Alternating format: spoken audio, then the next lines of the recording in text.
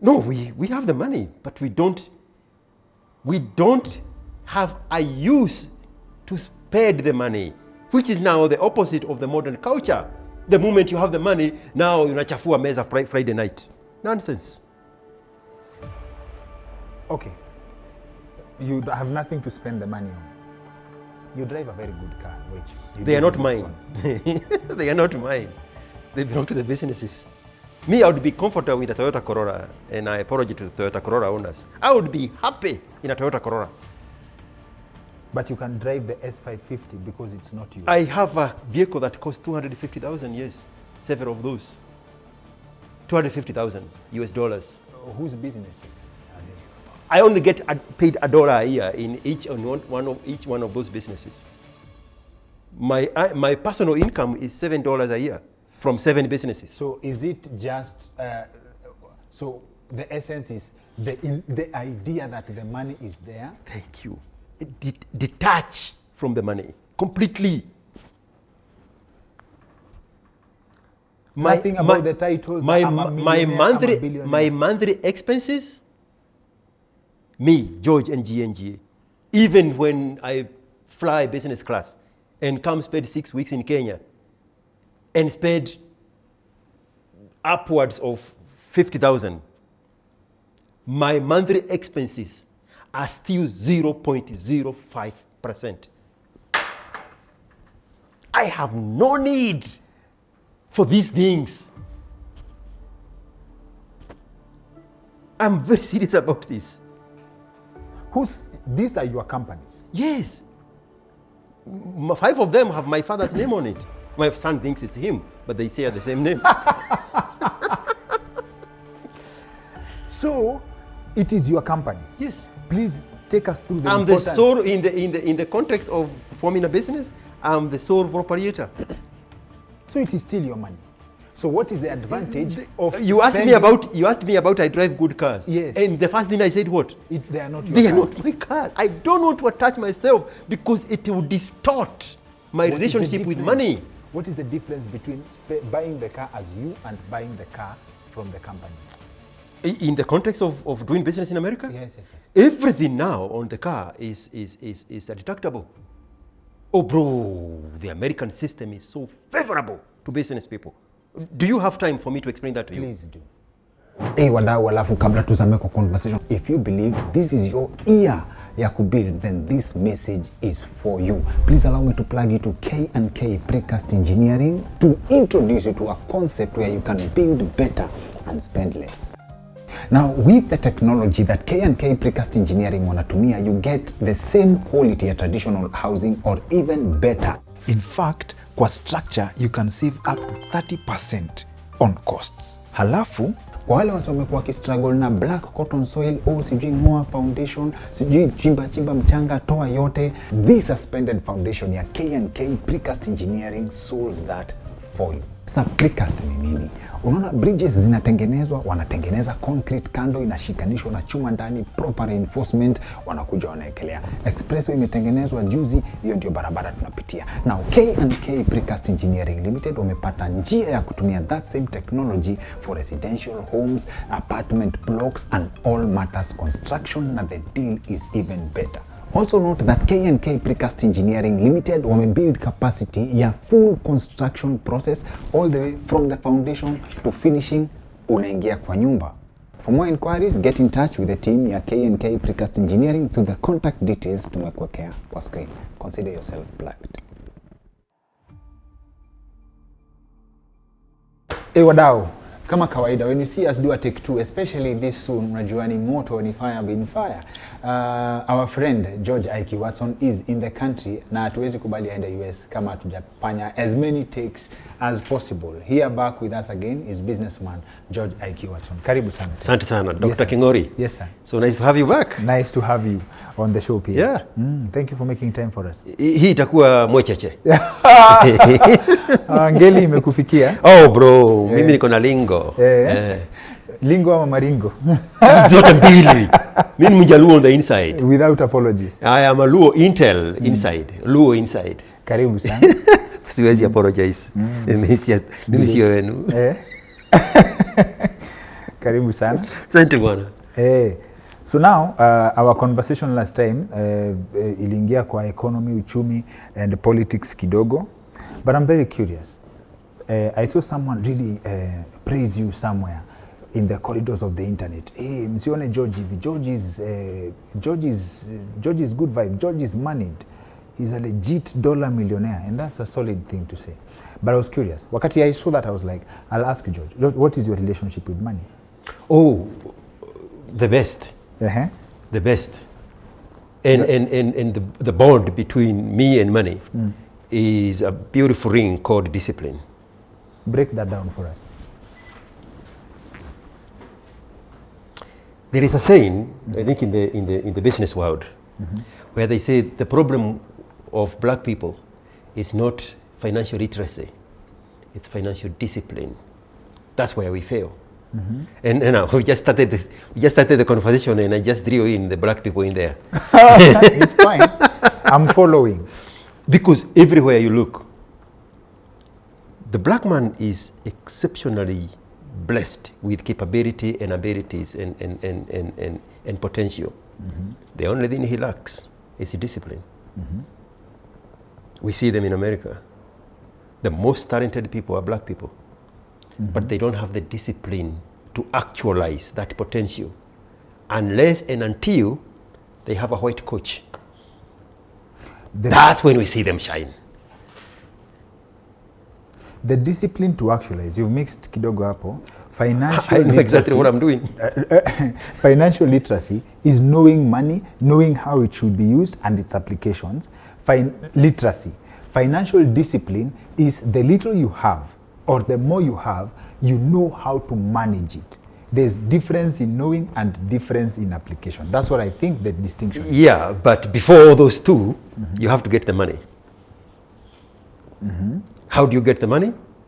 The potential, the capability, the ability to actually produce. A black man is eternally blessed with capability. The only missing link is discipline. And now, in the in American context, with 35 million of them, is a very good case study. The American black man is the most blessed, most capable man, black man, the world over. It only comes out under the discipline of a non-black person. And the good example of that. The discipline or the privilege? No. Privilege is getting something you did not deserve. I don't want to interfere with your chain of thought, but I'll give you an I example. can get lost. No, I'll give you an example. Yeah. I've read on, I forget the name of the town, that at some point, black people have been economically sabotaged, deliberate effort for economic sabotage. In fact, there was a town of very successful black people, an elite class of black people excelling in business. In Oklahoma. It's they Oklahoma. called it black Wall Street. And then white people came and burnt down the city. Yes. To sabotage them. Yes. We can even use that case and still say it's because they had the capability, they had the potential, they had the ability to produce. We still come back here. Privilege is what my children have. They don't deserve it. That's privilege. They don't deserve it. That's totally different. We were actually having that conversation with my daughter. Why are you so hard on us? I give her examples of prominent children of prominent people here, and I say, this is the missing link. That's how they turned out like this, even though they are privileged. They were never trained. I actually have a song about it. Dear son, future you, present me. I'm not preparing you. I'm not preparing the journey for you. I'm preparing you for the journey. I'm not preparing the journey for you. I'm preparing you for the journey. I'm not raising a child. I'm raising an adult who will be there to represent the ghost, the shadow of my past. You don't need me now. You need me in the future. I'm instilling the discipline and the preparation for when you're going to be an adult. It's a very beautiful song. We played it with my daughter all the way to the village. And in the song, I use the words of the things I have done with my son. When he is 15 and broke, and he comes and tells you, give me $1, ask him, how much is $1? And they are looking at you like, what do you mean? How much is $1? Have you ever made $1? You don't know how much is $1. So you teach them how $1 is made. You take him to work. He sits there with you as you make deals, as you fulfill orders, as you negotiate contracts. He learns how to keep time and to be diligent and to be honest. Then you don't put him in your job. You send him to work for somebody else. Somebody who would love him the way you love him, because that's not their son. Then they learn how to work with people and other people. How to respect time and deadlines and benchmarks and authority. They get the hard skills and the soft skills. Only then you can entrust them in the privilege they were born in. If you miss those steps, they are going to damage the legacy, because you are preparing him for the future, not the present. You want him to replace you so that he can continue this legacy you have built. But if you do it wrong, they are going to destroy this, which is 99% of rich people we see, including the president of Equatorial Guinea. You're familiar with his son? The one who goes to France and collect cars, and at some point he had collected so many cars and left them everywhere. They had to do an auction of the cars. My son was telling me that story. That flamboyant, useless kid that was born into privilege. Kids should never know that you're rich or poor. Kids should never know No. you're rich or poor. No. We go back to how much is $1. Teach him how to make $1 so that he can respect money. So I was just dealing with the privilege. Understood. They don't deserve it. If you hand it to them, they are going to destroy everything in one generation. We see If you hand it over to them. Yes, we see that success story now in Kirima's children. We see the success story in Karauri's child, the younger Kasarani guy. I don't know about that, but... You don't know Adams Karauri? No, I don't. The betting guy, his father No, I don't know the son. I don't know of the story. Yes. The Kirimas were the prime movers of Kenya. In the 60s and 70s and very early 80s. They were the prime movers in the business world. Some of them trained their children to take over the legacy to the future. That's why Kalauri's name lives in Kasarani, a member of parliament. That's why Kirima's legacy lives in Kirima's sons. That's why Jega Karume's legacy died, because of the misstep. We see them after Jega Karume dies in court fighting over the property. Misstep. Are you introducing a very interesting thing? I'm still tackling the issue of privilege. It's a very tricky thing. If you don't balance it well, you raise entitled children. There is no worse child than an entitled child. A poor child is better off than an entitled child. There is an estate in Nairobi, east of downtown. Buruburu, I think is the name. Failure to launch kids, still living with their mothers in their 20s and 30s. Those ones. In this Privileged economy, kids. people say that if you can afford to live with your parents, live with your parents, don't move out, make money so that you can launch. They are not properly. making money. They are in otherwares playing video games as adults, like children. Failure to launch, an embarrassment of the human race. Privilege is very tricky. very, very, very tricky. People hate on George Ruto because they want him to act privileged.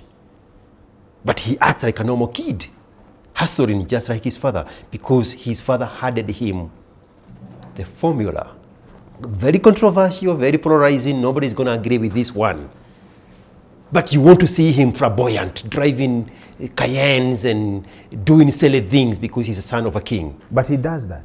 But he also hustles like a Kikuyu from Maragua in a matatu. Would you say a Kikuyu from Maragua in a matatu business is operating on the same platform with George Ruto? No, they are not, because there are some added advantage that Then are that's not an unfair obvious. comparison. It is not It's an unfair it is the comparison. closest we can come, because we cannot point at anybody else in the high profile in the 21st century who mirrors that.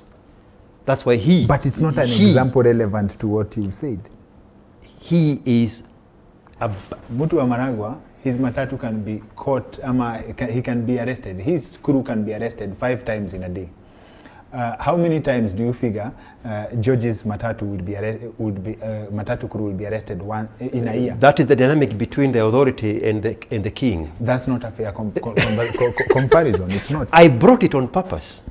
What's the purpose? To agitate the part that people miss, Which is? that George Ruto is not comparable to the son of Equatorial Guinea's son. That was the whole point. If you know anything about Equatorial Guinea's son, that is the comparison. He has the opportunity to be that. This is in no means to mean political support. I'm just making a statement. I've gotten in trouble for this statement, but it's an honest statement. I love trouble. This is an honest statement. I've met Charlene Ruto, and I don't know how they did it to raise her to interact with everyone. For that case, is an outlier. I've not met George Ruto, but he can interact with people. But my example from an event, I met her at an event. She is sociable. How she's able to separate here from how she interacts with people in person. Na mtu yote anataka, if you ever have a chance, I believe this is an example that maybe someone else has experienced. I don't think it's positioning for politics, because the event I saw her at was different. I think there is a difference between how someone has been raised versus the idea of attaching value to money, which is what you're talking about. Which is why we were. And also, yes. on the young lady, Charlene, Yes. when she gave her own story about selling smokies in the dome, people would not want to believe it, because they want her to act like the princess of the kingdom. Give another example. Tuachane na hiyo. Give another example. She's a regular human being. You introduced her in the equation. Yes. Yeah, she's your female version of George Ruto. It was very easy for you to tap into her example. I was tapping into the entitlement. She doesn't carry the entitlement. We are on the same. We are on the same page. But for purposes of your example, we are on the same page. Give another example. Coming to America, the prince goes to America and act normal, even though the money is his father's face is in the currency. It's dramatized. Art imitates reality, but those are exceptions, not the rules. Right? Yes. And again, it's an unfair comparison. When we see George Ruto flying an aircraft, a helicopter, he doesn't have to. He doesn't have to. But he has the interest to interact with the toys at home to a professional level. He doesn't have to. And the same case now is the heir apparent in the UK. He flies helicopters too, but him is because of the journey that Diana and the husband prepared both of them through the military. Right?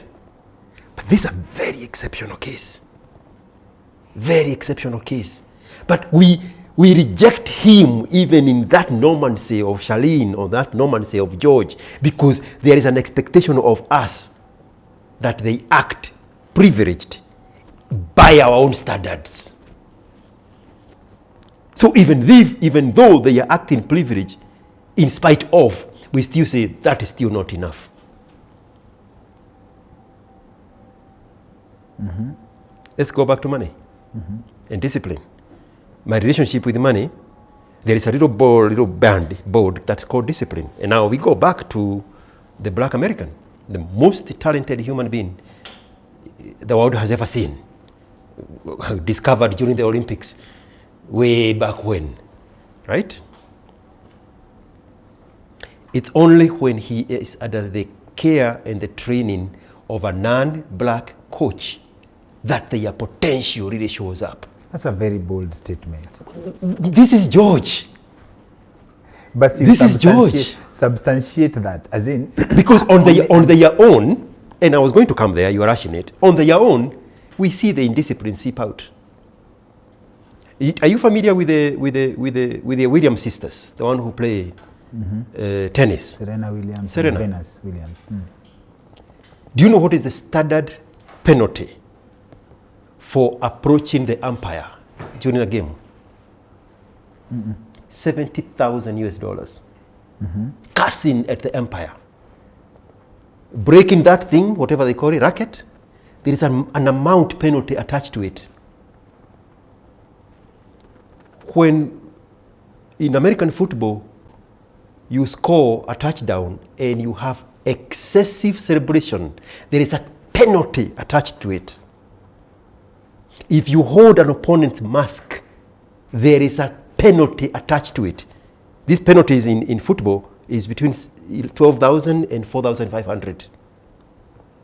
At the pinnacle of excellence in American football, at the pinnacle of the top of the world in tennis, the black Serena and the black boy playing NFL still cannot help to be indisciplined, even when there is a monetary penalty attached to it. The indiscipline aspect of it. One time, there was a Super Bowl. I'm not going to remember which teams they were, but the story is out there. And the MVP is the quarterback of the team that wins the Super Bowl. It was being played in Florida. So this guy, an exceptional black guy, became the MVP of that year's NFL Super Bowl. The next weekend, he was in a club with a gun and he shot himself on the foot. Indiscipline. And for black people, discipline is an insult. Asking a black person to be disciplined, you are insulting them. That is the missing link. That's why I equated it with the holy matrimony signage of apete. That binds a woman and a man, and it's signified by apete. The relationship between money and me has a board called discipline. Every time you look at it, remember, discipline is what keeps you together. The relationship between you and money is kept together by the band that bolts you together, and it's called discipline. Discipline, largely in the African continent, is an insult. You are an African. So, the most native African you will ever know. So what's the difference between you and the indisciplined African? Discipline. As in, what's the difference? Because I have accepted that discipline is not an insult. Discipline is an asset that you can utilize to amplify your potential. When under the guidership and the training of an NFL coach, then that power comes up, the superpower. Were you trained by a white man? No. I'm self-taught in every aspect of life. So is this now... I did not go to school, right? By that you mean you didn't go to... I don't have these useless degrees people walk around bragging about. I don't have that privilege to brag about a useless degree from one of these exits on Thika Road. It means you quit at high school? Yes. So now, you have not been trained by a white person. You have self-trained. Georgia mentioned something in our previous conversation. What was it? That you are a beneficiary of chance, and 100%. You suffer. Suffering is not a good word. You. I would accept even suffering and continue with the sentence. You suffer from survivor bias. Yes. Because I've seen your story of how you work in a supermarket, and you react to, and you can watch this in Mwafrika's podcast so that we don't just go deep into it. We can put a link to the specific episode that George speaks about this, Ikonini. So you say that in this supermarket where you work, you are very good as a cashier. The best they had ever seen. The best we have accepted. But I was born left-handed. This is where it came from. They had the invisible advantage. I was born left-handed. In second grade, teacher Njeri said there is no kid in her class who can be left-handed. So we were trained to write with our right hand. But my dominant hand is the left hand. So now anything that is related to writing is right hand. Job is left. I hold a machete with my left hand. Okay. I slap and hit people with my left hand, unless they are women. Then I kiss them.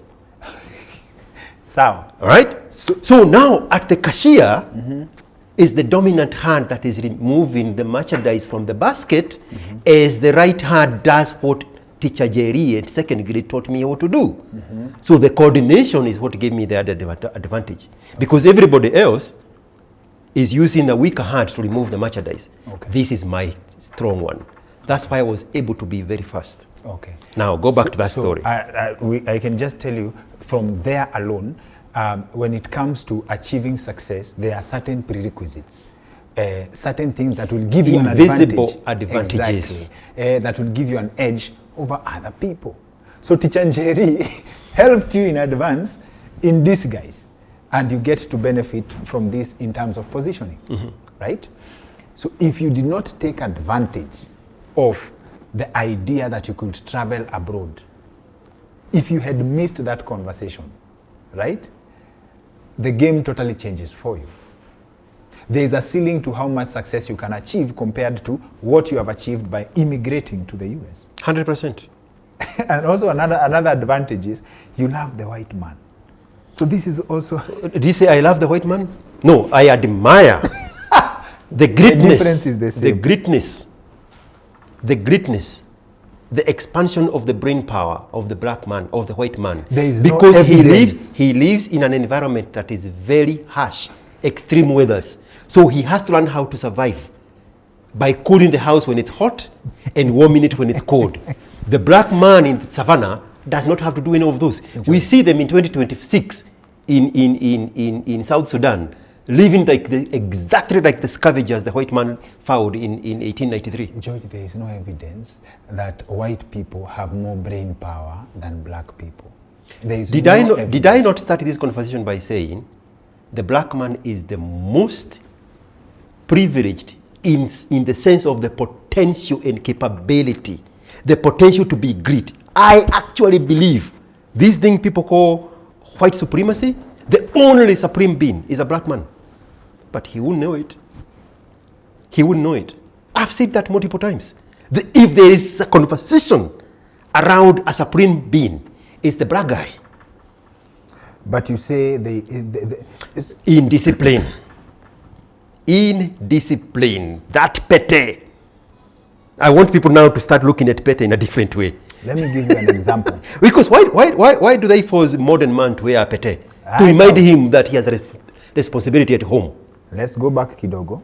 I've read on some stats that black families, like there's an effect of single parent homes, right? And both parents homes, right? And in the 1940s in the US, most children were raised in both parents' homes, right? And this has an overall effect in terms of society and in terms of the discipline of the children altogether when we talk discipline, right? The same white man that you love and admire, the racist of them, because they are very decent white people. The racist of them came up with policies to first attack that concept, that idea of family of the white man. I agree. And when you break that, the spiral effect is the spillover of discipline that we are talking about. If the black man was such an inferior human, why did they put so much effort in bringing the black man down? Because they could see the potential in him. They knew what the black man was capable of doing. So you're blaming they had the white seen man. it. You're blaming the black man. Seen it. You're blaming you are victim blaming. Okay, and I'm not advocating. I wouldn't care. I wouldn't care if I was stepping on an orphan.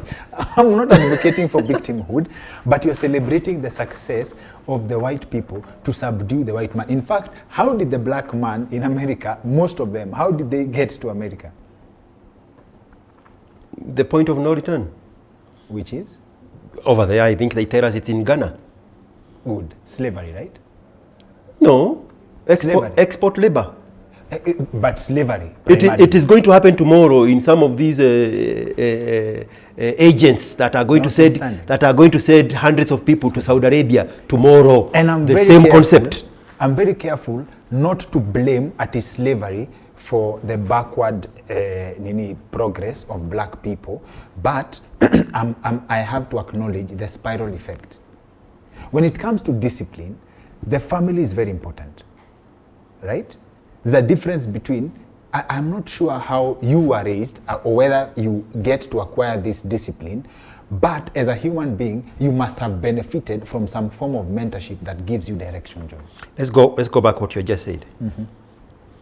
When it comes to discipline, the family unit is very important. Let's replace that with saying the father figure is very important. I agree. Now we jump back to North America. And now we look at what the Muzungu had seen, the potential in a black man.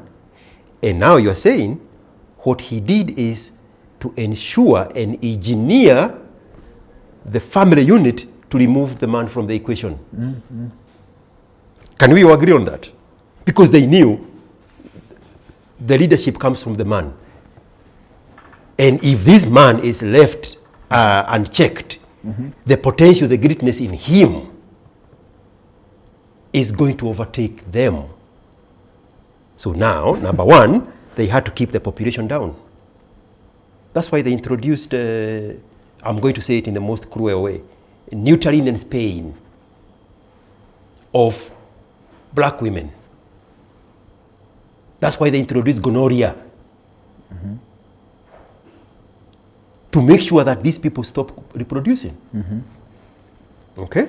Mm-hmm. If we go to the Latin community, instead of neutering and spaying, they introduced religion as a counter check. But let's stay with the black man. You are saying that you suspect there is a moral authority that guided me into this discipline we are talking about. The white man had seen that in the black man's society in America. So they socio-engineered the woman to reject her own black man and got replaced by social programs. The black woman is the only woman on planet Earth who has rejected her man. Mm-hmm. The black man is the only man on planet Earth who does not have his woman in check. And I'm not just talking about North America. Even in our own ancient cultures. A very good case is demonstrated in South Africa. We were talking about that with Mkenya Daima. The white man socio-engineered the woman to reject the man, the black man. When you go to South Africa where they have the parliament, they have a monument outside the main grand entrance celebrating a woman. At the very footstep of the entrance of the parliament in South Africa, they have a monument celebrating the woman. The black man did not put that monument there. The white man pedestrianized the woman to socio-engineer her to reject the black man. The black man who would come home tired, bone tired, beaten and beaten by dogs from the gold mines to provide for this woman. The moment they got what they don't want us to call independence, the white man engineered the woman to reject that same black man. Now the black man in South Africa is a sissy. And the black woman is producing sissy boys around her that are now rejecting the father under the command of the mother.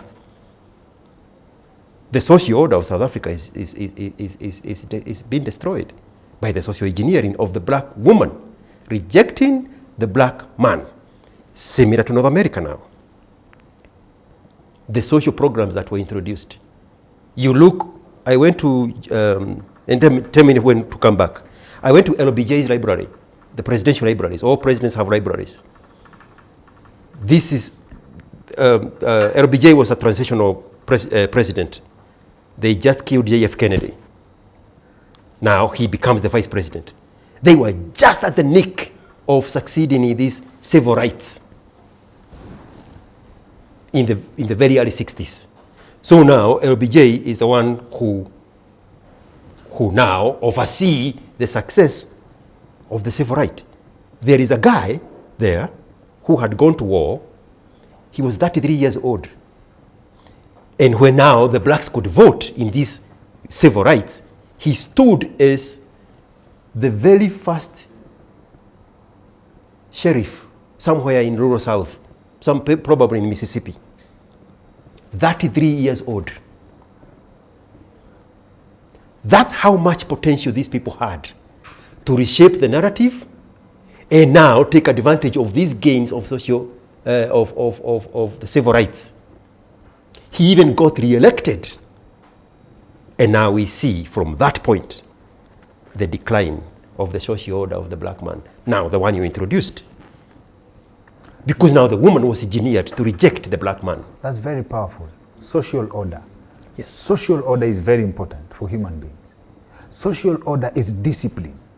The pete, that reminds you, your true north. Social order is discipline. Yes. We're still tackling the issue of my relationship with money. Now discipline. Now remember, now I'm regretting immediately, and I hope before you get back to the US, we have to have a debate with you and our friend Mbira Remy. Okay. You will love Mbira Remy, but he will change your mind in terms of, he will challenge your mind, not change. Challenge your mind in terms of perspective. He has written a book in A New Confident Africa. Mm-hmm. And one of the concepts, it's very fascinating actually, in some of the ideas that were used to attack the social order was the architecture. And he explains that in the traditional, Mbira told me, he himself, he's been raised in discipline, okay? And I'll give another example. He's raised in discipline. And in the homestead that they were raised into responsible men, and none of them knows who their real mother is. They have mothers, but the way boys were raised, they were raised as boys. But now come back to architecture. I'm old enough to remember that, bro. I saw that in my own maternal grandparents' home. Yes. I think by there you are around the same age with Mbira. Don't forget your thought process. So Mukawa Awa is what Nano Kikuyu called Mukawa, the hotel, but it's a restaurant. Is because boys would go eat in any of these father's wife's house. There was no particular mother. Kwa Mukawa is where we go to eat. It does not care whether it's your biological mother. You are all raised that these women here of your father. Mukawa Awa, boys would go eat there. Now continue with your story. Now come back to Jaramogi Oginga Odinga. When he explains his growing up in their homestead, he says that discipline was such that, the enforcement of discipline was such that if a boy misbehaved, they were punished together with the mother. Like, in fact, at some point he had absconded on milking duties. Him and his mother were kicked out of the homestead, like the extended homestead, for some days.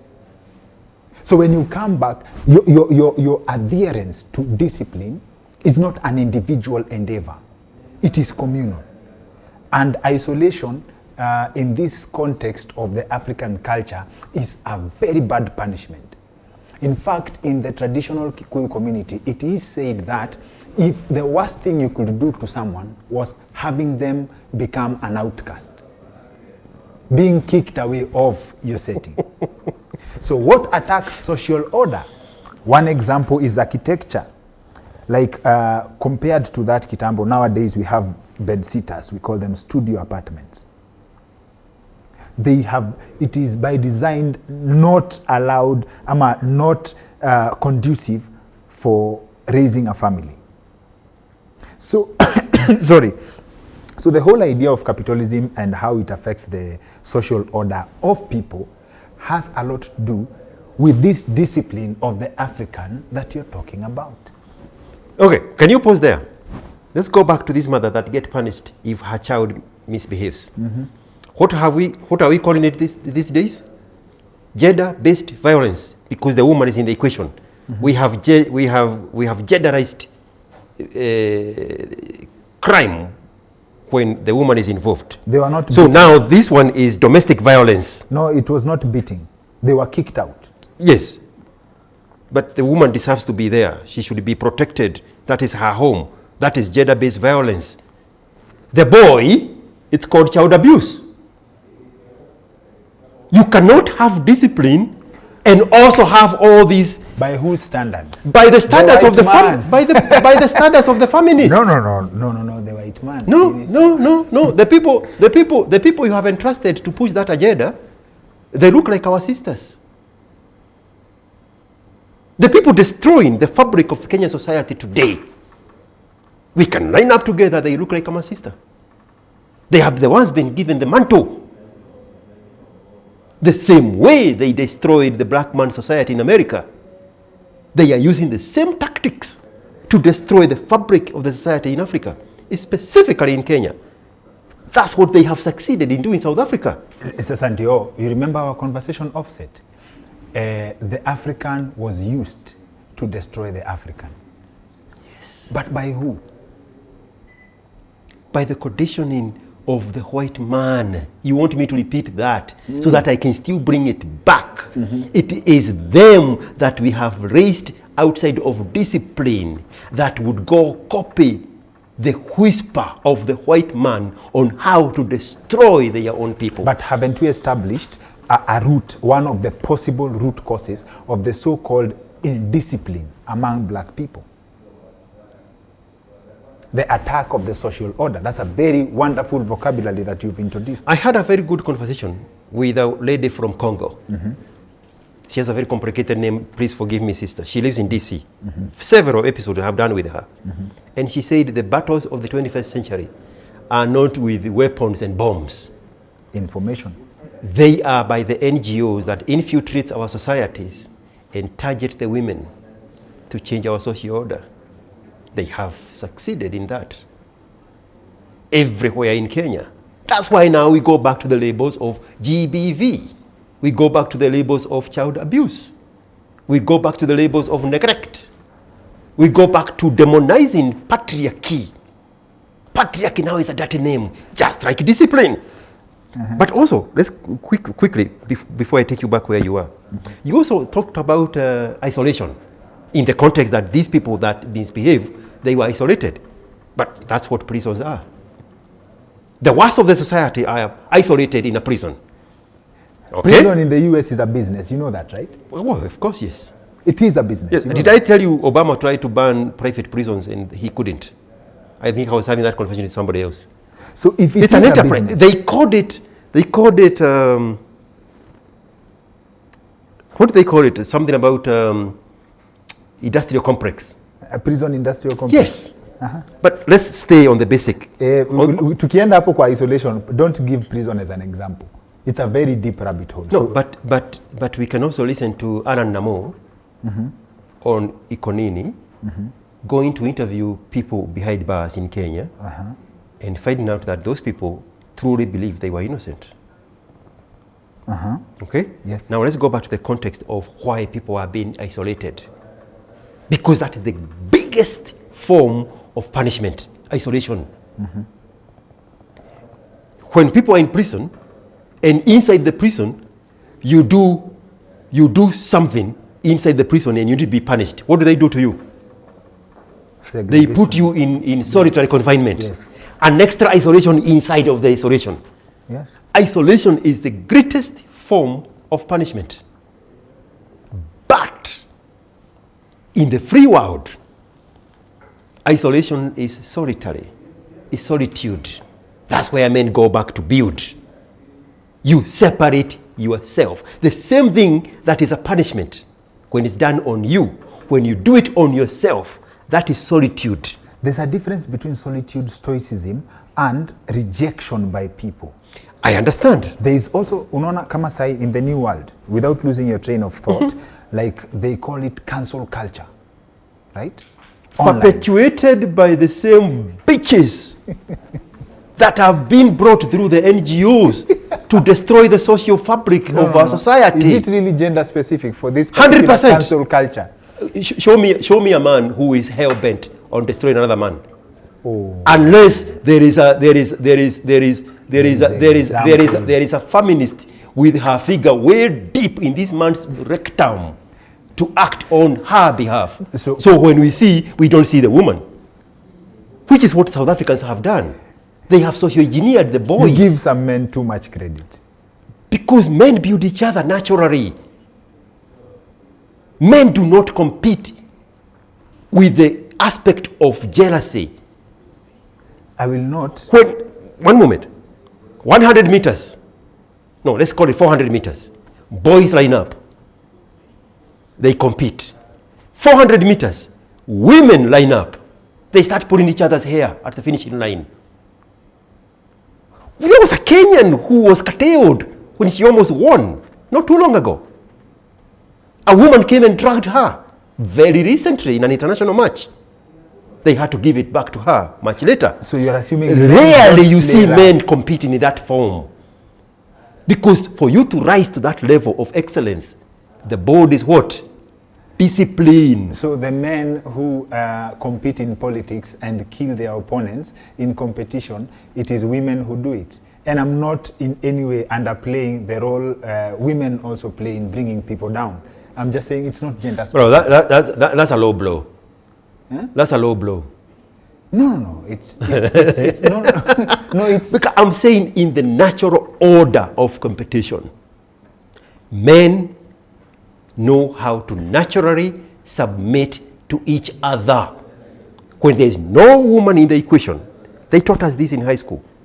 In boarding high school, there was the class prefect, there was the dorm prefect, there was the dining room prefect, there was the guy overseeing the sanitary sections of the toilets. There was the guy who was on top of everybody. Young men are taught to obey and submit to each other in the social order. You bring a woman in the equation, they socio-engineer the man that now they are paddling to another man. You're sucking, you're unalaba sana. Now you hear these weak boys use that shaming language from women. Si wewe unalaba sana. The same place you found the story about people talking about my my finances. In the comment section, the weak boys that have been prepared and engineered by single women, now they are using the biology and the chemistry of their mothers to shame, insult, guilt men, because to them, when they see it, they don't see it as social order. They don't see it as hierarchy. They are using the energy of the woman to interpret what they see when men are doing it. But men naturally read each other.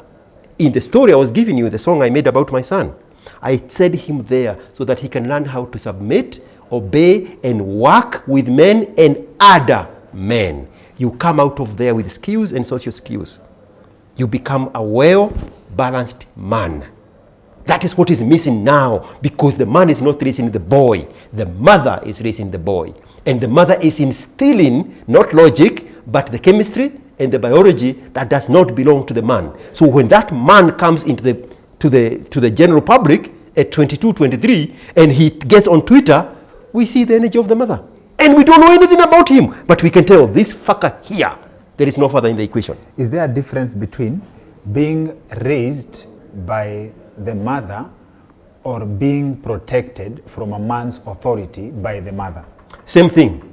Because for the mother to assume the role of protecting the boy from the father is because she has succeeded in demonizing authority that comes from the father. I've seen single mothers of boys who have raised upright men by deliberately exposing them to mentorship by the right men. Yes, Amerix is doing that on behalf of single mothers every April, every August, every December. Yes, there are some sane mothers that know they cannot handle a child past the age of 8, a boy past the age of 8.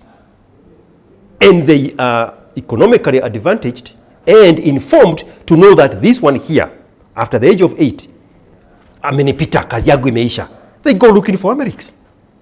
Amerix prepares these camps every April, August, and December. In our days, we used to be taken to ANCOS. Kibe talks about how he enjoyed going to some little village here in Kiambu, away from his mother when his father was incarcerated, so that he can go mix with his cousins where there is the authority of the man. So the reason why I gave that example is because there are still children who are raised in both parents' households, right? But the children do not listen to the authority of the father because the mother is overstepping and protecting them. Thank you, Jesus. Thank you. Now the families are going to come after you.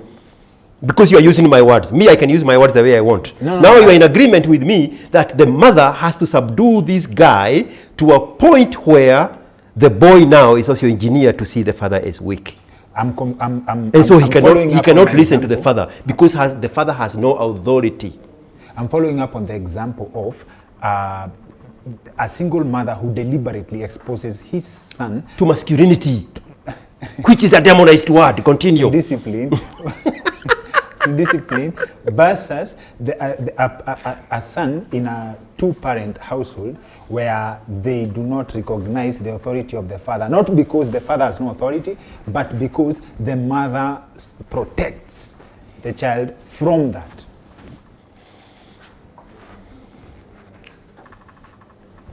A weak man is a very dangerous man.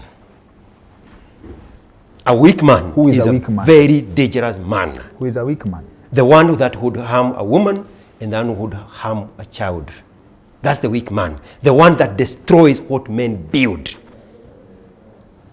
The role of a masculine man is to protect women and children from the weakness of the man. That's why we have police forces. That's for their job. The police forces are to protect us from the weakness of the man, because a weak man is a very dangerous man. That's the one that steals, kills, and destroys.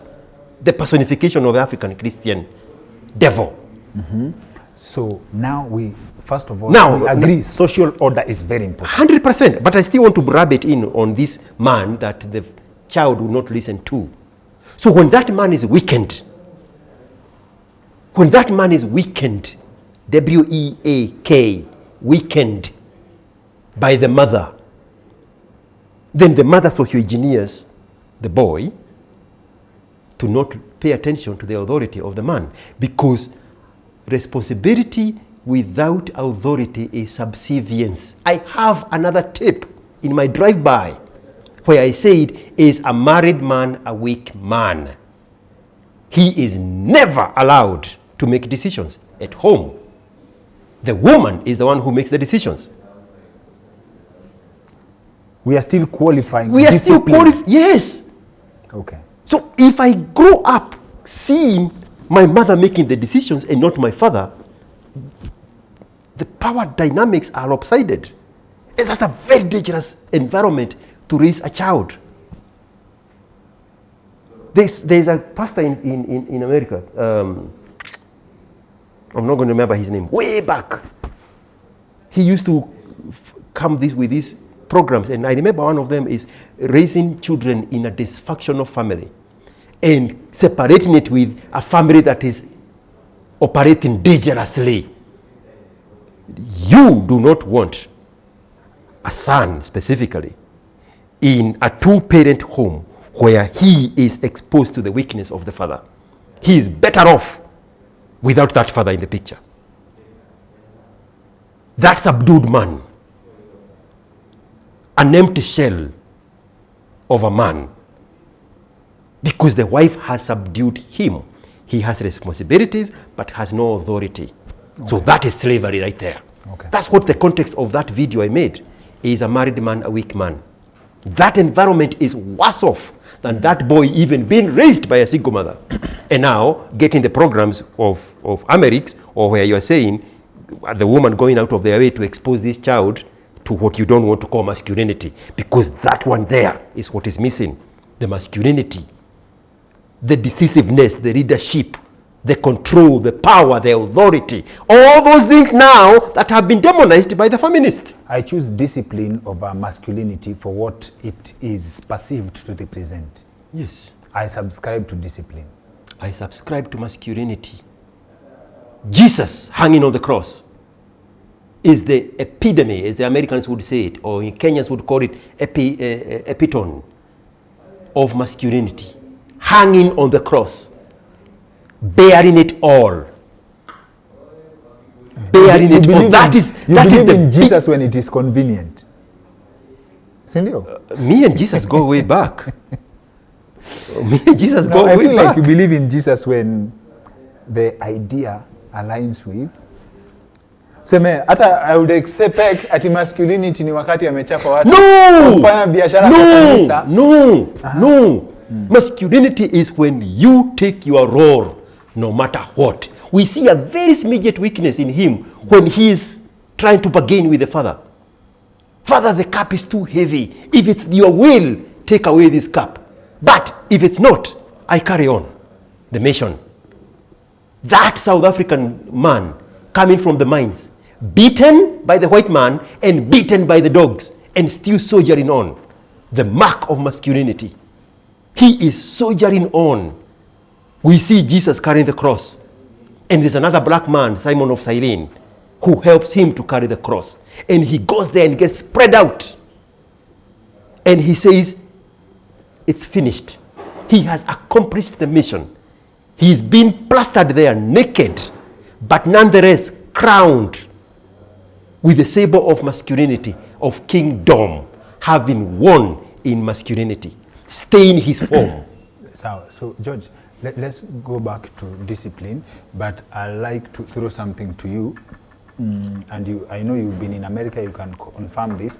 Poor white people are worse than poor black people, especially down south, huko Mississippi. What is the context?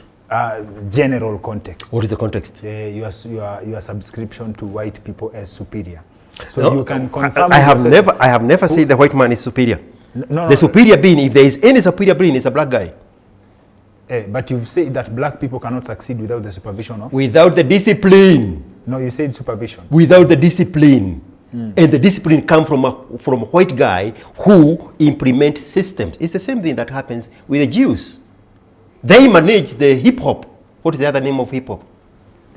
Rap. Rap. Yes. Look at those guys. Look at those guys. The potential, the power to put words into music, to amplify their struggle before the civil rights, during the struggles, and after civil rights. Things I have said several times in very negative connotation. But here is the story. They are still leading in hip hop, and what do you call the other one? Rap. Today. Even after Gangestan came from South Korea or wherever, because of the discipline mainstreaming by the Jewish managers. Do they manage or do they exploit? I'll explain. Bro. Do they manage or do they exploit? They exploit the potential. Do they teach the black people? No, the black guy comes equipped with the potential. Bro, the power that was given to the black man by nature, it's undeniable.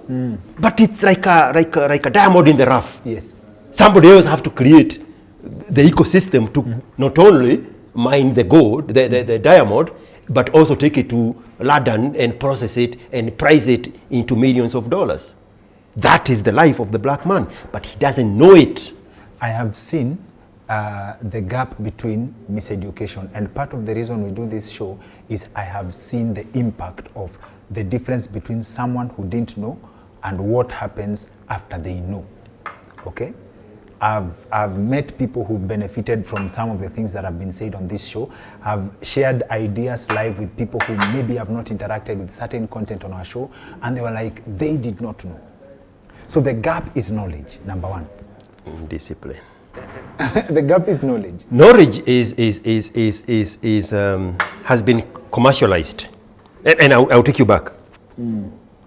Knowledge has been commercialized in the form that if you do not go to one of the universities on exit 16B on Thika Road, then you don't have the knowledge. So I like transposition in knowledge with information.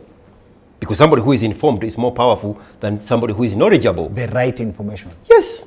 Now go back. I will not go back. Poor white people are worse than poor black people.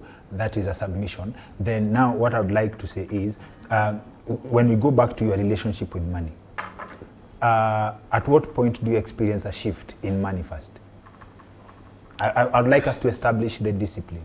At what point do you experience, as in money? Unajua kuna, you are going by, but then, sasa niko na pesa. All right? At what point do you start experiencing money? 80 years old. 8. 8. 8. 8.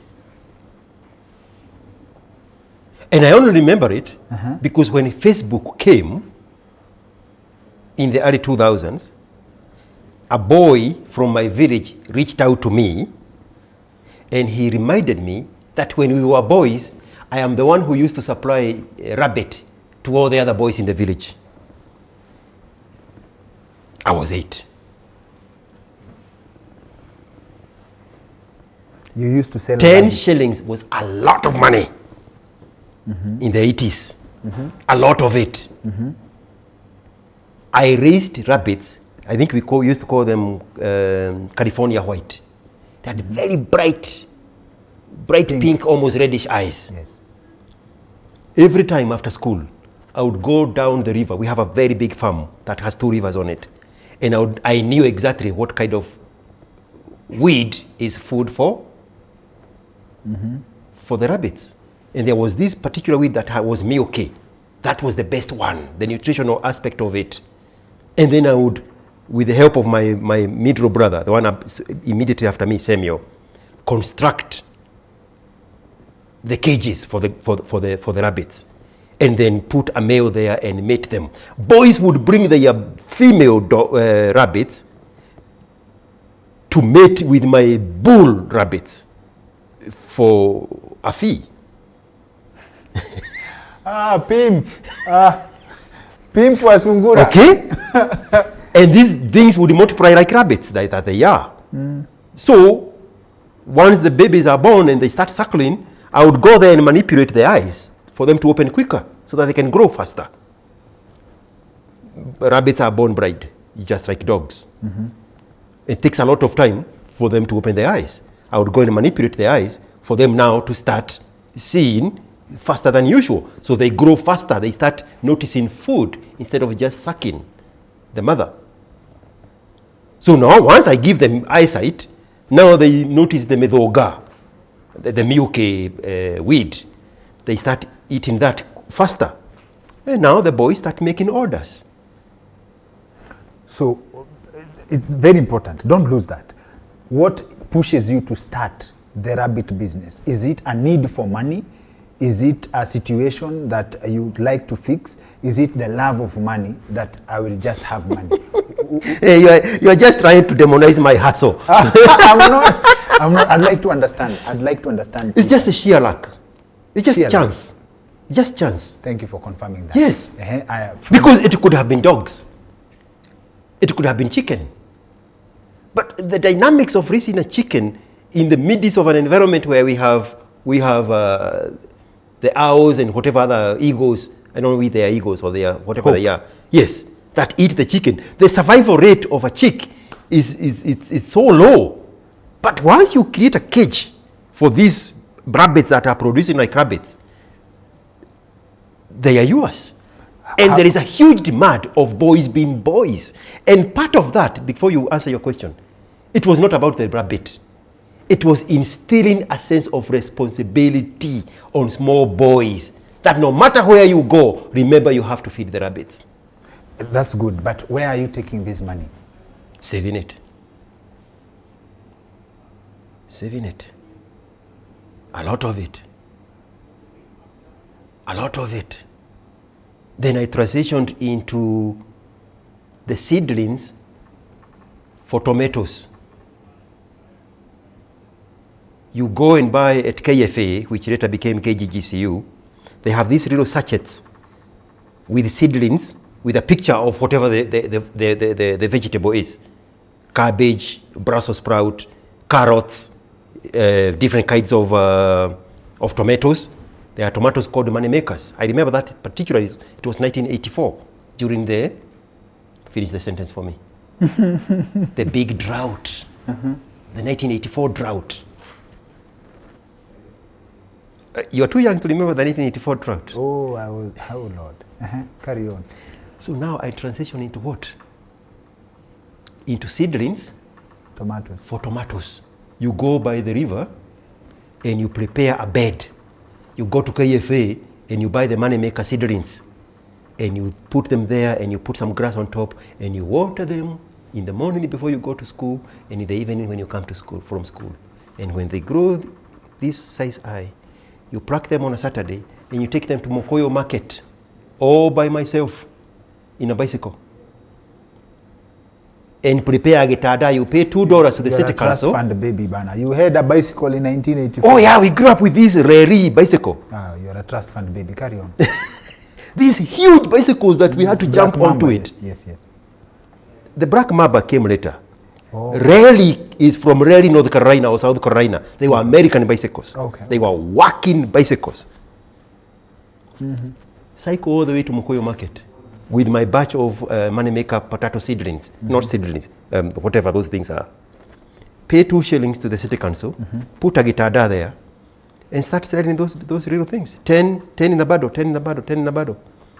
Come home loaded, do it all over again. Go to KFA and buy more seedlings. I only remember doing it with tomatoes, little things. I never ventured into cabbages. I remember my brother doing it because that 1984 was very unique. We also planted our own moneymaker tomatoes and cabbages during the drought because we have 2 rivers on our farm and we could fungiria the river and raise the level of the water and channel it through our vegetable beds, and in the morning release it. And we were able to, even we used to sell mesiri, which the Americans called French beans, the green beans, to Kenya Horticultural Exporters, KHE. They would come home in prepared packages and they would pass by the villages, drop the collapsed packages, and we spent the whole day, and they had a little aluminum thing with some holes in it, and depending on the size, then you put them in categories, grade 1, grade B, grade 2. In the evening, I don't know whether you will go all the way to Mwea or wherever, they will come back collecting now the KHE labeled meshiris, the French beans, the green beans. They would pay us on the spot, and they will end up in Jomo Kenyatta for export to Europe. How much money are you making around this time? I'd like to know how rich you are as a kid, because that plays a very big role in your relationship with money as an adult. Because I am establishing right now that it is true. People don't get rich by accident. And this age, 7, 8, is a magical age. I have a trainer, a friend of mine. I jumped into his training without losing that train of thought. Jumped into his training. I wonder, this person does not get tired. He's He's a former special forces military officer, and that's top of the top training. So when you go to his dojo, he never gets tired. Like, and however prepared you are lucky to last 10 minutes before you start wishing for going home, however prepared you are. Okay? So one time I asked him how old he was when he started training. He started at 7. 7 years. Legitimate training. You have nothing on this person at all. So the same way you start around 7 and 8, right? There's no way you have the same relationship with money with someone who's just graduated and they just want to start a business. Exactly. And even so how much money are you making up even in the other spectrum of life, we see people who are in civil service, and this is very sad. And I think I alluded to that briefly, but I'll bring you back to it. People who are at the very end of productivity age, they retire at 55 or whatever age they retire, like civil servants. Yeah. And then they think they can use that whatever retirement package to start a business. It fails. Uongo. It fails. And now we bring you back to this conversation from last time about the structural adjustment program. The people who took the handshake money, they were paid in advance of the years they had remained to the age of 55, and they used that money to start businesses. 99% of those businesses failed, and all those people died premature deaths. That is true. Discipline. A dirty word in the African man's world. No. In terms of preparation, how you are prepared, your relationship with money starts very early. You have been seasoned. You are like a money athlete if you start at 7, if you start at 8. Yani, this is a factor you cannot deny. Okay? So umekataa kutuambia how much you're making. Nataka kujua how rich you are in primary school. What is the economy like? The takeaway here is there was nothing to spend the money on. Nothing. What do you mean there was nothing to spend? We are in the middle of nowhere, central Kenya. The closest shop is Maragua. You go there and spend 2 shillings and 50 cents to drink soaps, that colored drink that would leave a stain on your face, so that yes. on your tongue, so that you can remember the taste of babito. Do you know babito? I know babito. But that's it. 2 shillings 50. There is nothing you can afford. No, we have the money, but we don't have a use to spend the money, which is now the opposite of the modern culture. The moment you have the money, now unachafua meza Friday night. Nonsense. Okay. You have nothing to spend the money on. You drive a very good car, which they are not mine. They are not mine. They belong to the businesses. Me, I would be comfortable with a Toyota Corolla, and I apologize to the Toyota Corolla owners. I would be happy in a Toyota Corolla. But you can drive the S550 because it's not yours. I have a vehicle that costs 250,000, yes.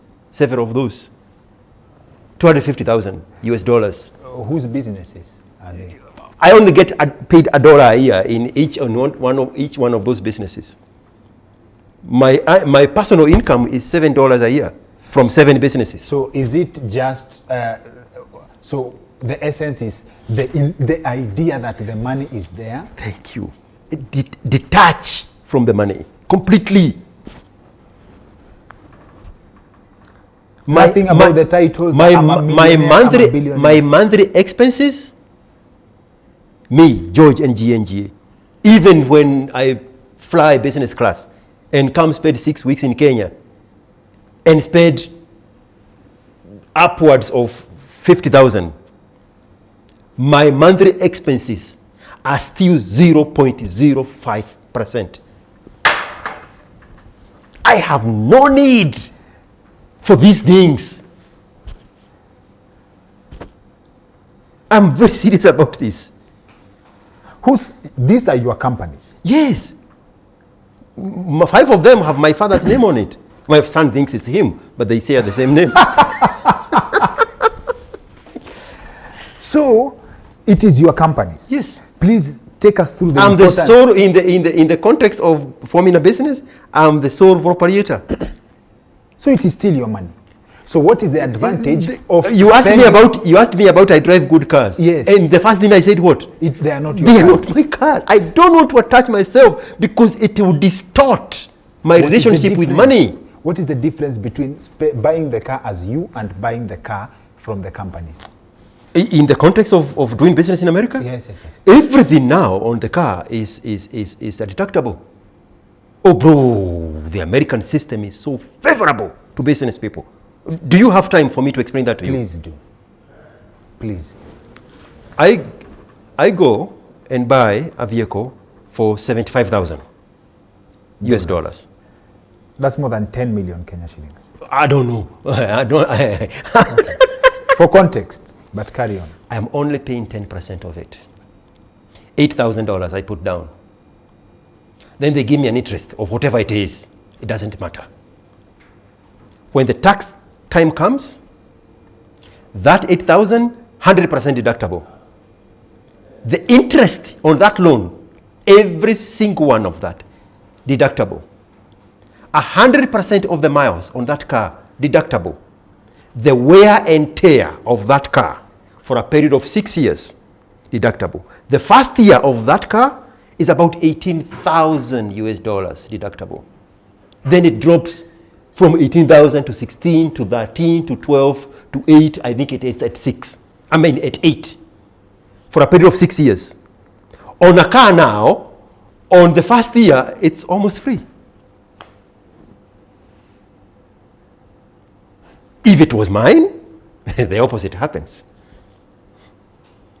The 10% I put down, that's an expense on me. There's nowhere to deduct it because it's my car. But that car is not mine. It belongs to the business. Revenue authority in America, the tax code is very favorable to a businessman. The food I eat when I'm working, 50% of it is deductible. If I can justify this trip, the whole 7,000 of the ticket is deductible. Food and entertainment, 50% deductible. My tax paperwork looks like this when I'm doing my taxes. So for someone who does not understand, explain deductible. If your ticket is 7,000 and it's 50% deductible. No, the ticket is 100%. It's a business expense. It's 100% deductible. Yes. So it means that if I made 10 million, yes, all this money I'm telling you is being deducted from the 10 million so that only the balance remains that I pay tax on it. If I work at a job, it's called the W4, 100% of the money I make as a salary is taxable. On paper, it says if you are working for a salary, let's just give a rough number, and you make 70,000. You pay 17% of that 70,000. If I make 10 million, on paper, I pay 38% of the 10 million. But after doing all these deductibles, the most I've ever paid is 4.4%. This amount is more than what the president makes in a year, the 4.4%. Now imagine how much it would have been if I was actually paying 38% of the amount I made. That's now the deductible. So ownership is slavery. Sorry. Ownership, the obsession with owning. Bro, did you see me removing myself from things? I only make $1 on every company. And what's the relevance of this dollar? Because so I cannot pay 38% of $1. I cannot do tax return on $7. It's negligible earnings. Do you remember Hillary Clinton saying that Donald Trump does not pay taxes? Because I am smart, he responded. And my billionaire friends who are your donors benefit from the same tax code, was the full sentence.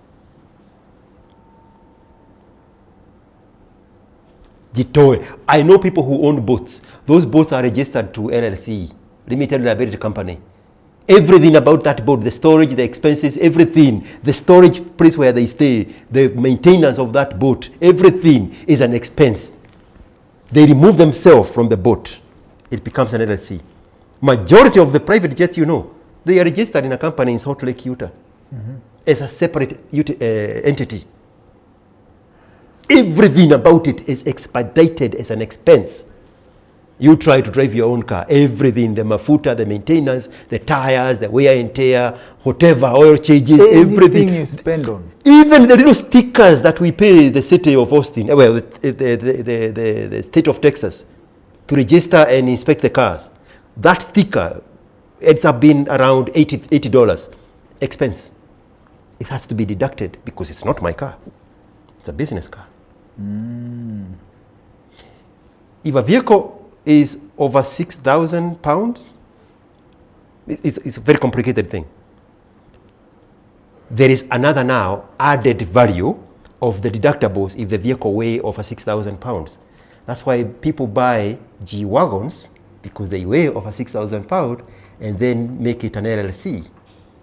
Because if I'm getting 18,000 on a Chevy Suburban for the first year, they are probably getting 45,000 on the same unit, because now that unit is 6 pounds heavier. I mean 6,000 pounds heavy. I have one of those. That's how I learned about it. They said, take it to be weighed so that you can get a certification that it weighs more than 6,000. I was like, what is this about? Then I learned later that even in the tax deductibles, that one now has separate what? Category of depreciating value every year. That's how you pay the tax code. It's not for the poor. No apology is required. Sawa. You start from scratch when you go to America, or you have a money backup when you land in America? What is your relationship with money, and when did it start? That was your question. When I was in Tuskys, I was saving 25% of my income every month into Nakumat Co-op. My salary was 28,000. I was saving 7,000 every month into the co-op. So when I withdrew that money to go to America, I had 228,000 in cash. We started with the rabbits. Na mimea ya manemeka tomatoes. We go to Tusker and it's the same thing. The same discipline, I took it to Tuskys.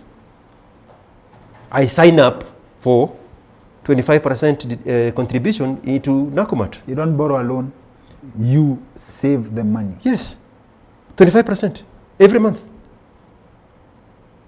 And I still have a young family in Nakuru.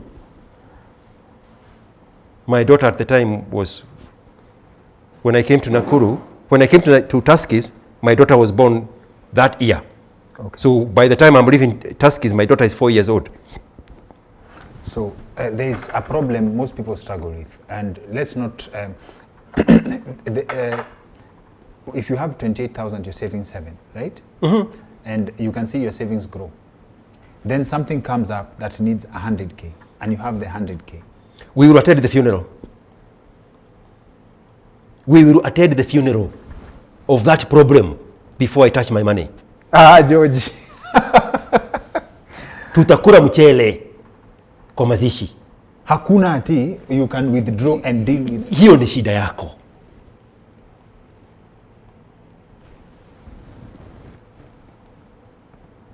Money saved is not money to be touched. If somebody calls with an emergency, I need money urgently, give it 24 hours. That problem will automatically solve itself. What qualifies withdrawing from what you have saved? If you're investing in a business, I can give you that story. When I got tired of employment, and I had finally got papers to work legally, now I could participate in retirement contributions for the future. It's called 401k. The same one we are doing at Co-op. So I was working at a warehouse, a distribution center for Walmart, like an Amazon distribution center.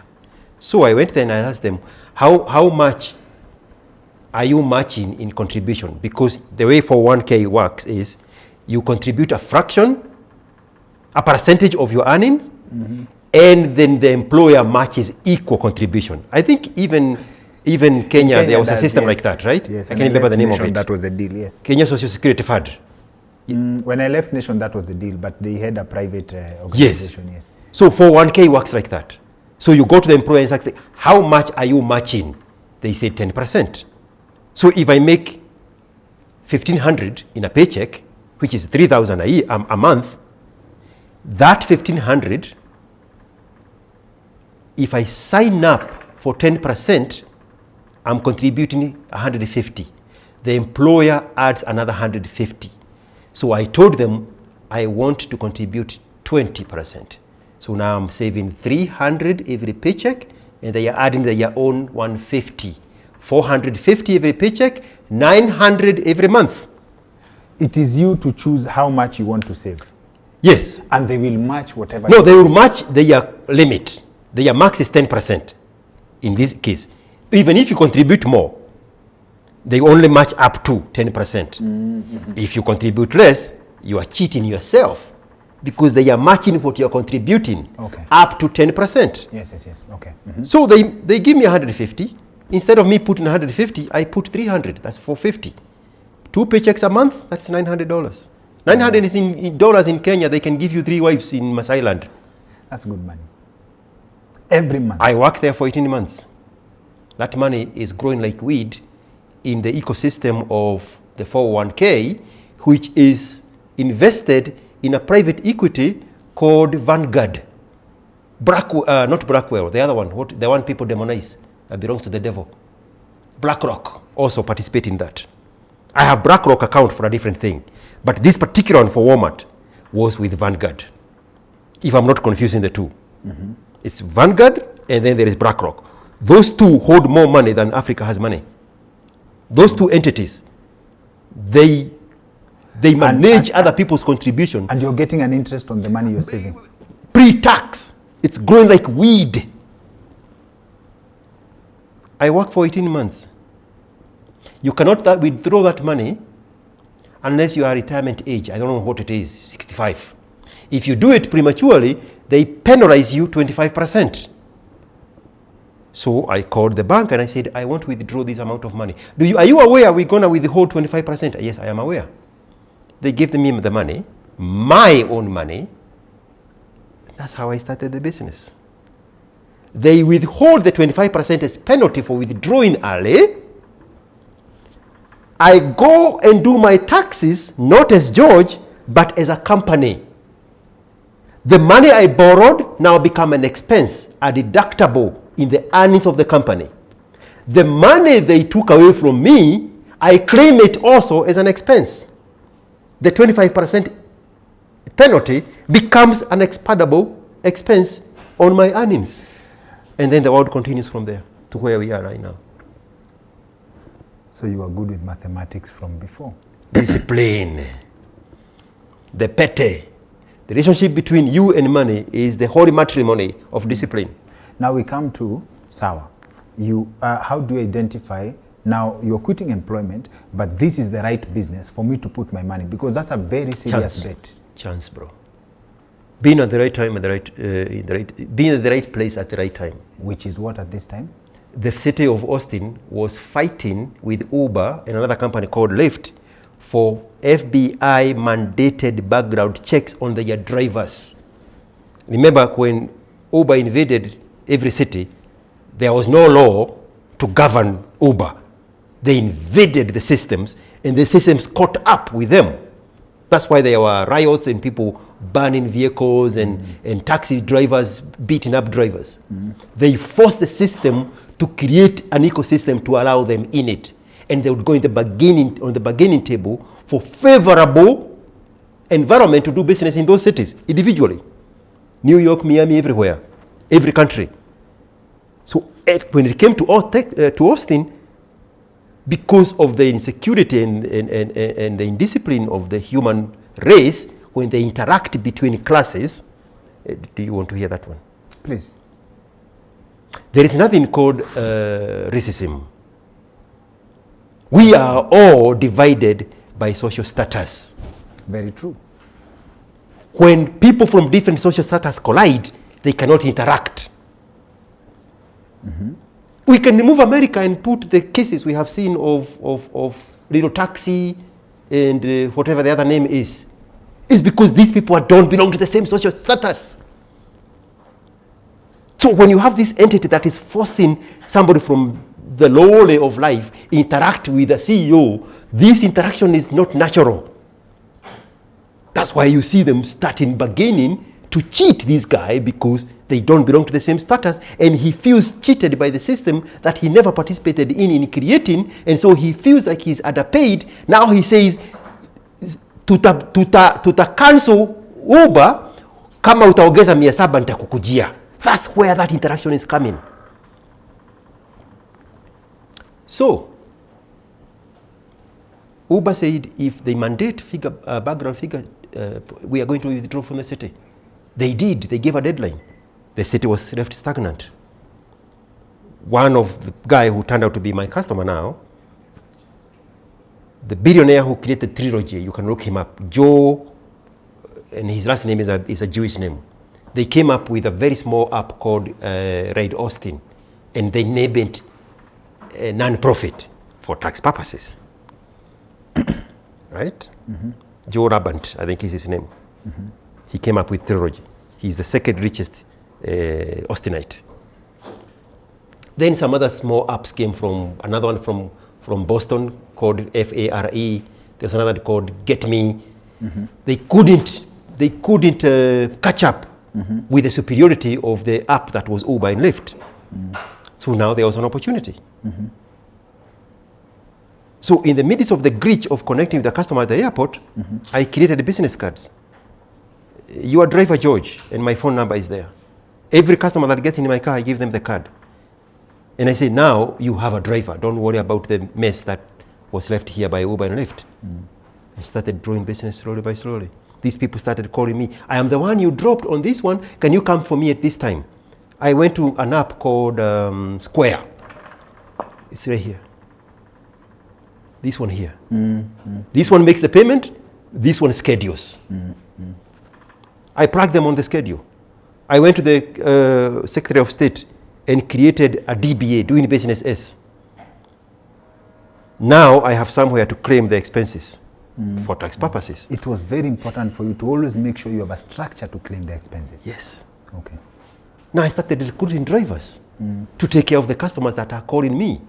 And I started putting customers on the scheduler. Now it's a legit thing because they don't have to hand me money. I'm sending them invoices to pay on this app, on this side. Slowly by slowly, slowly by slowly, slowly by slowly, slowly by slowly, slowly by slowly, to where we are now. And so many other things that have also been a matter of chance. In this conversation happening, and I figure out, oh, so there's a need here. So I go create a company to fulfill this need, and need start multiplying from it. Several of those. Okay. Several of those. You have several. What's the story for those that failed? The mask. During the lockdown, I created a company called Mask Guy LLC. There was shortage of N95 masks, the standard regulated mask.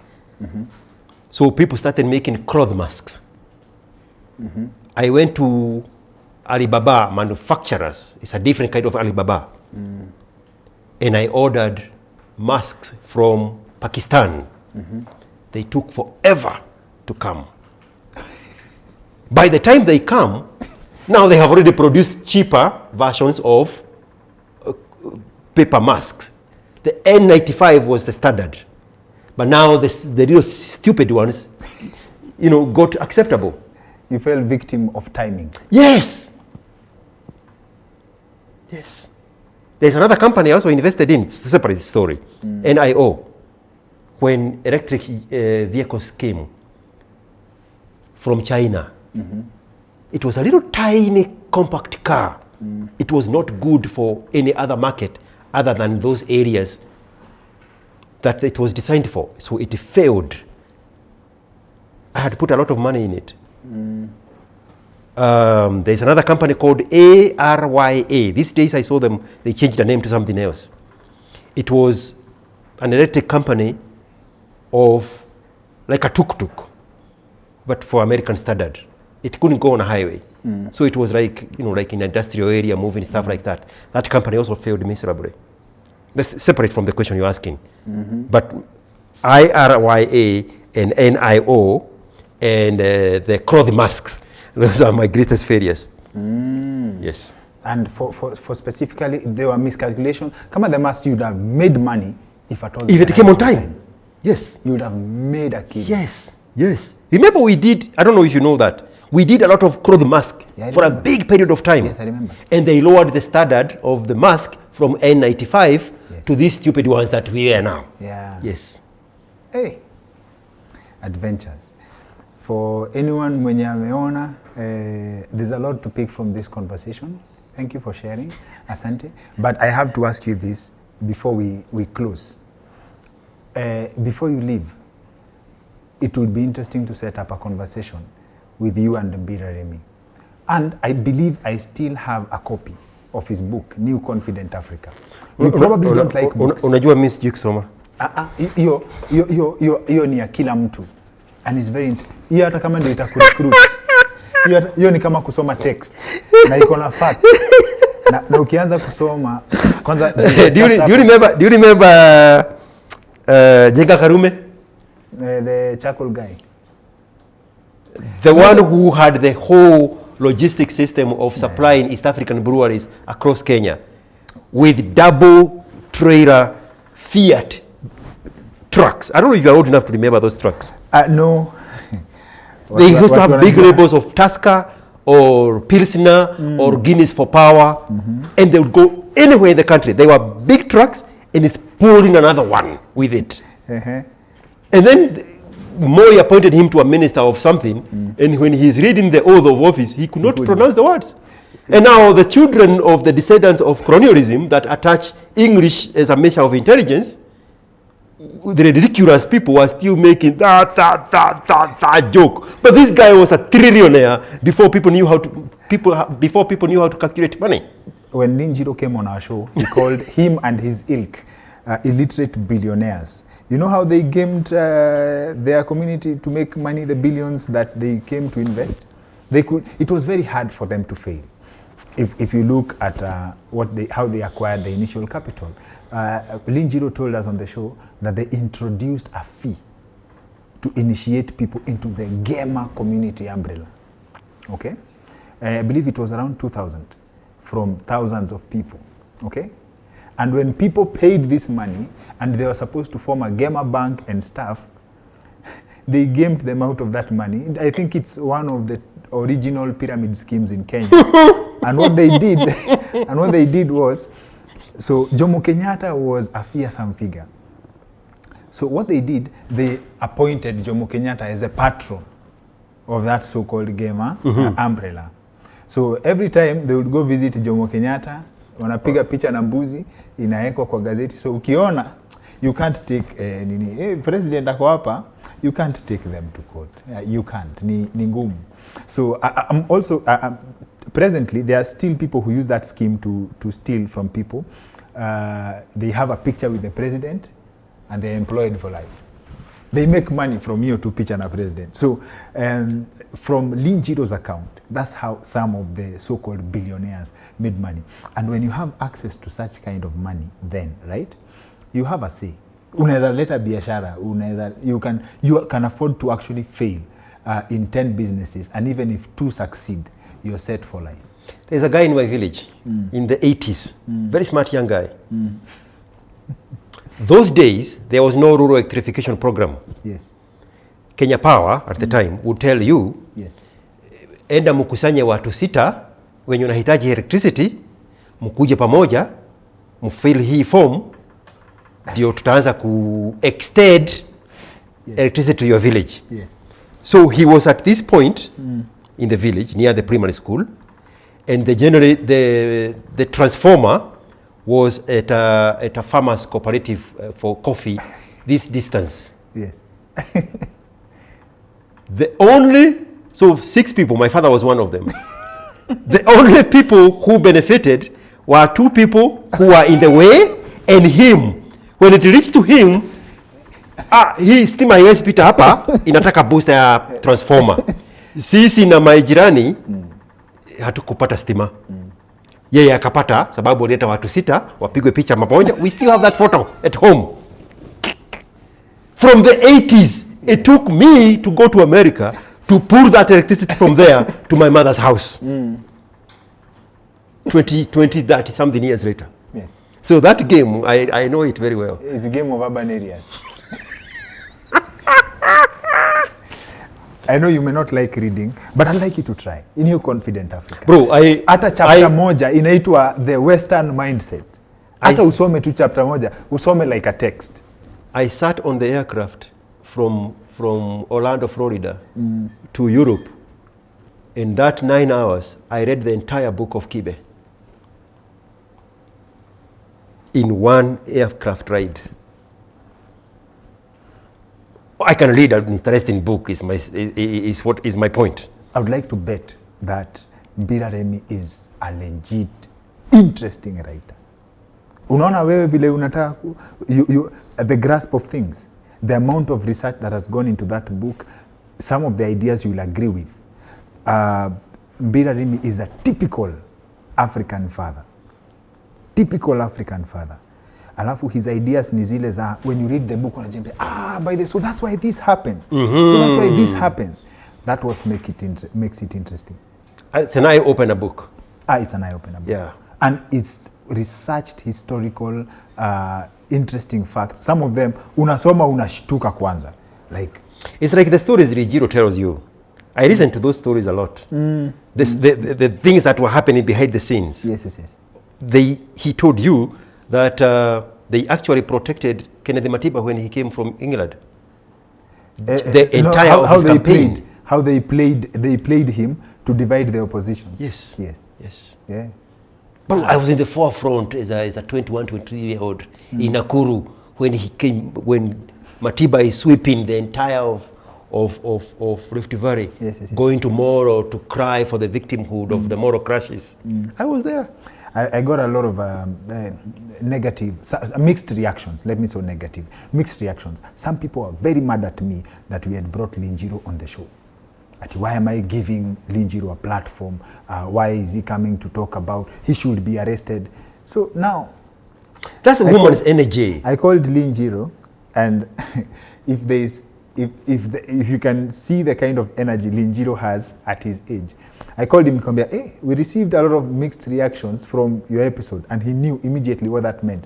He laughed so hard. Even the devil has his side of the story. As in, how he receives things. Ushaona ati hii mambo ya social media ati mtu anatukanwa. He doesn't care. Unaona ile hata kadogo. Bro, Mimi, I don't know what to do with people's love. There's no monetizable value in people's love. But hate, these boys that are raised without fathers, they know how to invest the mother's energy in hate. The share is a boy, but the mother is in the background. They go all the way, invest in hate. There's so much you can do with that hate. Okay, that's general. There are boys who've been raised well by mothers, we agreed, but there are mothers who has negative energy into their children. Which one are those boys that have been raised well by mothers? Zenye tulisema, mothers who deliberately expose their children to... Then those masculine men have raised the boys on behalf of the mother. We are talking about the ones that are socially engineered by the mothers to hate masculinity. See, that's the difference. Not all mothers socially No, you just want to be politically correct to save your position at the high table of the feminist. No, I have disinvited myself from that high table. No. To be honest, if we were subscribing to anyone's ideas, our platform is for open-minded people. That's why you can say whatever you want and our episode will go. But we didn't give them enough of the things to disagree about our disagreement. We never disagreed on much today. I read all those 772 comments. But we disagreed on principle. But people are afraid to see men disagree because they have never seen that energy before. Do you know that is a phenomenon? No, I don't care. Me, No. Do you appreciate that that's a phenomenon? It is. Because the people now in the society that are shaping the narrative, if we can call them loosely as the thought leaders, are the Wajisas and the Ganovias and the Jogos and these little fuckers. And there is no conversation happening there. It's just pettiness. And now they think that is the real life. So when they see me and you going back and forth, they are like, hey, this is dangerous. This is dangerous. But you see, the way I operate, George, if you have an idea that excites, I'm a big fan of ideas. I'm happy. I love talking to smart people. That's why I'm here. That is high praise. Thank you. But we must have a conversation, if your schedule allows, with you and the Bira Remy. That would be an interesting. Is this the one that's going to have a live audience? It should, yes. Are there going to be some beautiful African girls? Kenyan girls are beautiful, bro. Holy moly! How do people keep your pants in where they belong? Kenyan girls are beautiful. Discipline. Have you seen the glowing skin of Kenyan girls? They are. Yawa. No makeup. But you love them as girls, you hate them as mothers. I mean, the repercussion of raising a son wrong is a detriment to the future of the prosperity of the entire mankind. I agree. And what we've normalized, co-parenting, that's a lie. I'll talk about that fallacy one time. Co-parenting. But that's what you married people are being conditioned to. Stay in the marriage for the sake of the children. And then the children come out of there damaged because they are seeing the dynamics of the weakness of the man in a bad relationship. You failed to mention the other business you failed at, marriage. Oh, no, I never did. You've never been married? I never failed. I swindled children from those women. Beautiful children, smart, whips. I don't know where those genes came from because they are not mine. Have you done a DNA test? Bro. Kibe should advise you to do a DNA test. There has to be somebody smart in my lineage. These kids are extremely... No, you're a smart man. When someone listens to how you gamed in a nice way, the system to actually benefit from the tax, it's foolish people can't do that. My kids are extremely smart. They scare me. They scare me. I think I'll have marriage as one of the conversations we'll discuss when we bring Bira. Bira is acha niseme typical African man. Hiyo episode inaniita. Si mimi ndio typical African man. Typical Kikuyu man. Sasa unaona anything you've read on masculinity but with a dose pia yenye women agree with but they hate to agree with. Shaiona hiyo. Like it is put in such a way that you agree with it even if you hate to agree with it. That's Mbira for you. But that's what we witness in the exposure of social media. That I actually said that 2 days ago. People love what they hate and they hate what they love. And some time back, 2 years ago, I said, invest in that relationship. Mbira kwanza, the last time he was on our show, alisema, if you are married, your wife should bring you all her salary, alafu wewe sasa umpange. As in, if that does not happen, you're not married. But he is championing for the poorers. No. Why would a poorer have a wife who has to go to work? So now, so unaona why we need to have that episode. Let's close this one up. Asante sana for making time for us. Hiyo episode inafaa ikue. I'll be here. Haya, sawa. Asante sana doctor. Asante sana. Nashukuru kabisa. Thank you.